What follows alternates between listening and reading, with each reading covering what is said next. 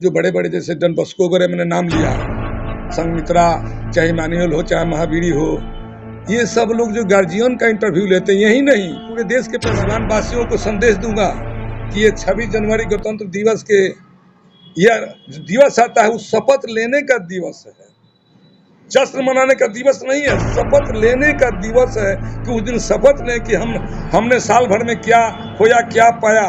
स्वयं कहते थे कि नहीं 1 घंटा रुकना है, छुट्टी के बाद 1 घंटा पढ़ाते थे। लेकिन आज के शिक्षा व्यवस्था इस तरह का चरमरा गया है, विशेष करके सरकारी शिक्षा व्यवस्था। किसी भी सरकारी स्कूल में पढ़ाई नहीं होती है,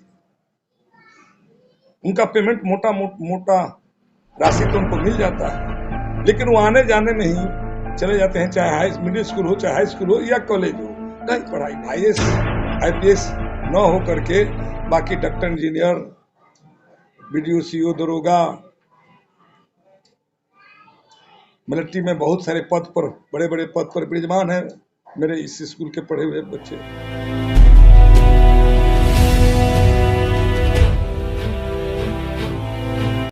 मेरा नाम हुआ द्वारिका प्रसाद राम। बुद्ध निकेतन 100 आदर्श सरस्वती विद्या मंदिर का मैं प्रिंसिपल हूँ। प्रिंसिपल ही नहीं, मैं इसका एक स्वीपर से लेकर के प्रधानाचार्य तक हूँ। अच्छा सर, इस स्कूल की शुरुआत कब हुई थी? इस स्कूल का मैंने शुरुआत किया था 1978 जुलाई महीना से। वो तो बहुत सारी दिक्कत, मनुष्य में जब आदमी जन्म लिया है तो बहुत सारी दिक्कतें आती जाती रहती है। उसके लिए यदि कहा जाए तो बहुत कुछ होगा, लेकिन नहीं, कुछ उतार चढ़ाव के साथ यहाँ के लोगों से काफी हमें मान सम्मान मिला, आदर मिला। और आज ये इतने दिन विद्यालय चलाते हुए हो गया, मेरे विद्यालय से केवल IAS IPS न हो करके बाकी डॉक्टर, इंजीनियर, BDO, CO, दरोगा, मिलिट्री में बहुत सारे पद पर, बड़े बड़े पद पर विराजमान है मेरे इस स्कूल के पढ़े हुए बच्चे। सर, अब तक आपने जैसे बताया कि हम कभी इंटरव्यू नहीं दिए, टीवी में अपने स्कूल से पढ़े, क्यों नहीं दिए? हम इसलिए नहीं दिए कि मैं हैंडबिल, पोस्टर अपने बच्चों को ही बनाता हूँ। जिस समय बच्चे किसी गांव से 1-2 बच्चे आ गए और यहाँ से वे अनुशासन, चरित्र और शिक्षा इस तरह के ले गए, उनके व्यवहार से अगले साल वहां से 10-20 बच्चे आ जाते हैं। इसलिए मैं हैंडबिल, पोस्टर का जरूरत नहीं समझा। सर एक बात और कि जैसे ये स्कूल किस किस क्लास तक यहाँ पढ़ाई होती है? यहाँ ये ऐसे हमारे बोर्ड पर 1 से 8 तक है, लेकिन छोटे बच्चों को भी या नर्सरी LKG भी पढ़ाई जाती है? उनको भी पढ़ाई जाती है। सर आपके पीछे जैसे देखा जा रहा है बहुत सारे ऐसे विद्वान लोगों की तस्वीरें तो है, लेकिन उसके बावजूद ये जो कप वगैरह भी रखा हुआ है जो कि नेशनल अवार्ड से भी नवाजा गया है, नेशनल अवार्ड काउंसिलिंग कोलकाता, ये बहुत सारे कप ये सब है, तो ये सब के बारे में जरा एक बार बता दें। हमारा जो संगठन private school and children welfare association है, जो पूरे राष्ट्रीय स्तर पर काम करता है, और हमारे इस संगठन का राष्ट्रीय अध्यक्ष डॉक्टर समायल अहमद साहब।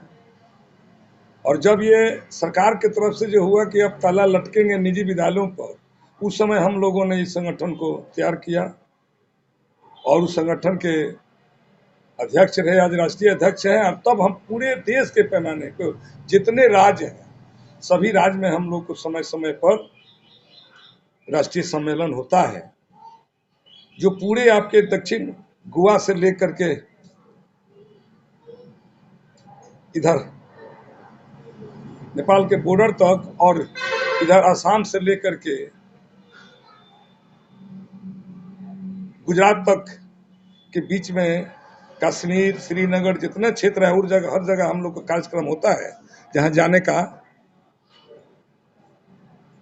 मौका मिलता है, और वहाँ जाने पर वहीं से सब सारा लोगों ने सम्मानित किया। अच्छा सर, जैसे कि आप इस स्कूल में कितने सालों से पढ़ा रहे हैं? मैं ही इसका संस्थापक हूँ। तो काफी अनुभव रहा होगा आपका, और अनुभवी है भी। सर एक बात और, कि जैसे कि आजकल स्कूल और कोचिंग के माफिक क्या होता है कि लोग कोचिंग पे ज्यादा भरोसा करते हैं स्कूल में पढ़ने के बावजूद भी, या फिर स्कूल ना पढ़ा करके जो लोग कोचिंग कराते हैं। सर इस पे जरा आप अपनी नजर थोड़ा सा डालें। देखिए भाई, क्या वजह है, क्या स्कूल में जब कमियां होती है पढ़ाने जब में? हम पढ़ते थे 60 के पहले, हाई स्कूल में गए, और वहाँ जो बच्चे कमजोर हुआ करते थे, हमारे सर लोग इतना बढ़िया से पढ़ाते थे, इतना बढ़िया समझाते थे, और हम लोग को वहाँ ही, मैं तो कहता हूँ कि मैं जहाँ जहाँ पढ़ा हूँ, सर लोग का ही देन है कि आज इतना उम्र में 80 बरस की उम्र मेरा हो गया, फिर भी कहीं किसी को उंगली उठाने का काम नहीं किया। वहाँ कमजोर जो जिस विषय में होते थे, सर लोग स्वयं कहते थे कि नहीं, 1 घंटा रुकना है, छुट्टी के बाद 1 घंटा पढ़ाते थे। लेकिन आज के शिक्षा व्यवस्था इस तरह का चरमरा गया है, विशेष करके सरकारी शिक्षा व्यवस्था। किसी भी सरकारी स्कूल में पढ़ाई नहीं होती है। उनका पेमेंट मोटा राशि तो उनको मिल जाता है, लेकिन वो आने जाने में ही चले जाते हैं, चाहे मिडिल स्कूल हो, चाहे हाई स्कूल हो या कॉलेज हो, कहीं पढ़ाई नहीं हो रही है। और वही लोग कोचिंग चलाते हैं, कुछ कोचिंग चलाते हैं, जो शिक्षा का कुछ स्तर बचा हुआ है, वही लोग कोचिंग में पढ़ाते हैं, पैसा लेते हैं। और उसके बाद भी ये प्राइवेट स्कूल जो है, जो शिक्षा का बहुत बड़ा स्तर बचाए रखा है। तो प्राइवेट स्कूल में भी तो सर ऐसा प्राइवेट अब टीचर ही पढ़ाते हैं। ये भी, हाँ, प्राइवेट टीचर पढ़ाते हैं, वो कम पैसा लेकर के बहुत अच्छे तरीका से पढ़ाते हैं। जो और टीचर सरकारी स्कूल में पढ़ा रहे हैं वही प्राइवेट कोचिंग चला रहे हैं, इस पे आपका क्या कहना है? और उसमें तो अच्छा पढ़ा रहे हैं और सरकारी स्कूल में अच्छा नहीं पढ़ा रहे हैं। इस तरह की बात है कि सरकारी टीचर जो लोग हैं, वो तो बहुत कम कोचिंग चलाते हैं, बहुत कम कोचिंग चलाते हैं, इन्हें गिने पढ़ाते हैं। लेकिन हमारे जो प्राइवेट विद्यालय में जो बच्चे हैं, जो बढ़िया जिनकी क्वालिटी है, तो कहीं ना कहीं प्राइवेट स्कूल में पढ़ाते हैं। तो प्राइवेट स्कूल में तो मुश्किल से 5,000, 7,000, 10,000 ज्यादा से ज्यादा यही मिलता है। वो चाहे आपके इस जिला में डॉन बॉस्को हो, संघ मित्रा हो, आपके बिहार पब्लिक स्कूल हो या इमानुएल हो, ये सब स्कूल में तेज तरार शिक्षक रखे गए हैं। जो मजबूरी है उनको कम पैसा में काम करना, लेकिन वही लोग फिर कोचिंग चलाकर उससे कुछ अपना मैनेज करते हैं। आपको प्रॉब्लम कहाँ हो रहा है कि जैसे सरकारी शिक्षक को ज्यादा पैसा मिल रहा है, यहाँ आपको प्रॉब्लम है? ना, इसमें प्रॉब्लम नहीं है, उसमें तो काफी कॉस्ट है, प्रॉब्लम नहीं है। इसलिए कि पुराने टीचर को 1 लाख, 1.25 लाख, 90,000 मिल रहा है, नए शिक्षा मित्र को 30, 35, 40,000 मिल रहा है। इससे काफी है, सबको तकलीफ है कि उनको भी उतना मिलना चाहिए। ये सरकार जो सरकार दोहरी नीति चला रही है, अभी बहुत खराब है। तो शिक्षा पर असर पड़ना, शिक्षा का कमजोर होना, ये भी एक कारण है। अच्छा, माननीय मुख्यमंत्री नीतीश जी ने ये जो पहल किया, जो शिक्षा मित्र में बहुत सारे लोग, और जो गांव-गांव में स्कूलें खोले, सरकारी स्कूल, इससे तो बहुत मतलब कि शिक्षा में जागरूकता भी हुई है। क्योंकि जो बच्चे घास वास चलते थे या खेत में रहते थे, जो पढ़ने नहीं जाते थे, स्कूल का शक्ल नहीं देख पाते थे, वो लोग को भी स्कूल देखना पड़ रहा है। ये जरूरी नहीं कि सरकारी स्कूल प्राइवेट के मुकाबले एक बराबर हो, लेकिन कम से कम शुरुआत तो हुआ है ना। ये भी उन्होंने जो किया, ये अच्छा इसको कहेंगे। लेकिन दूसरी बात है कि आज जगह जगह स्कूल खोल करके व्यवस्था गड़बड़ाया हुआ है, चरमराया हुआ है। और दोष नीचे नहीं है, वो शिक्षक में नहीं है। सरकारी स्कूल में भी जो टीचर जरूर हैं, इसमें दो मत नहीं है, लेकिन ऊपर से ही ढीला ढाला है। क्योंकि कोई व्यवस्था ऊपर से ही चलती है, अनुशासन ऊपर से आता है, निचला पालन करता है। अच्छा सर, ढीला ढाला वहीं पर है, जिसके चलते, ढीला ढाला के चलते आज वहां भी, चूंकि शिक्षक पर बहुत बड़ी और बात है कि उनका जितना पशु गणना से लेकर घर गणना सब कुछ उन्हीं पर वो लाद दिए हैं। से सारी सरकारी काम उन्हीं के द्वारा किया जाता है। एक शिक्षक को शिक्षा के ऊपर ही उनको रखना चाहिए और उन पर ध्यान देना चाहिए कि हाँ आप बढ़िया से बच्चों को पढ़ाइए। बहुत अच्छी बात सर। एक बात और आ गई, इसी में निकल गई। जैसे कि सरकारी स्कूल के बारे में लोग बोल देते हैं भला बुरा बात, लेकिन सरकारी स्कूल में जो बच्चे पढ़ते हैं वो तो थोड़ा सा लोएस्ट, आप समझ रहे हैं मेरे कहने का मतलब। और प्राइवेट स्कूल में क्या होता है आजकल कि नामी गिरामी जो स्कूलें होते हैं वो क्या करते हैं, गार्जियन का ही पूछते हैं एजुकेशन कितने पढ़े लिखे हैं। अगर वो पढ़े लिखे नहीं है तो कई जगह ऐसा होता है कि एडमिशन तक नहीं लेते हैं। तो जब सारा मलाई कोफ्ता आप ले लेंगे तो फिर सरकारी के पास क्या बचेगा, वही ना बचा रहेगा। ठीक है, ये भी बात ठीक है। जो जो प्राइवेट स्कूल जो बड़े बड़े जैसे डन बस्को वगैरह मैंने नाम लिया, संघमित्रा, चाहे इमानुएल हो चाहे महावीरी हो, ये सब लोग जो गार्जियन का इंटरव्यू लेते हैं, यही नहीं पूरे देश के पैमाने पर। लेकिन आप जानते हैं कि ये देश में शिक्षा सबके लिए शिक्षा से वंचित किया गया था। यहाँ शिक्षा दीक्षा केवल राजा, मंत्री, पुरोहित उन्हीं के पढ़ाई और उनके बेटे पढ़ते थे, बेटियां भी नहीं पढ़ती थी। और आज भी ये लोग जो इंटरव्यू लेते हैं गार्जियन का, बहुत से हमारे गांव में आज भी गार्जियन है जो कौन नहीं जानते हैं। अब उनका हम क्या इंटरव्यू दें, वो कहाँ जाकर पढ़ेंगे। लेकिन मेरा केस ये बुद्ध निकेतन जो है, जो अनपढ़ घर के बच्चे को मैं ले आता हूँ और उनको पढ़ा करके उनको शिक्षा अनुशासन चरित्र बना करके मैं इस इलाका में बहुत अच्छा बनाने का काम किया हूँ। समाज को क्या संदेश देंगे अपने माध्यम से हैं? शिक्षा के प्रति? अब समाज घंटी बजा दीजिए। समाज का तो हम संदेश बराबर देते हैं कि भाई अपने बच्चों को पढ़ाइए।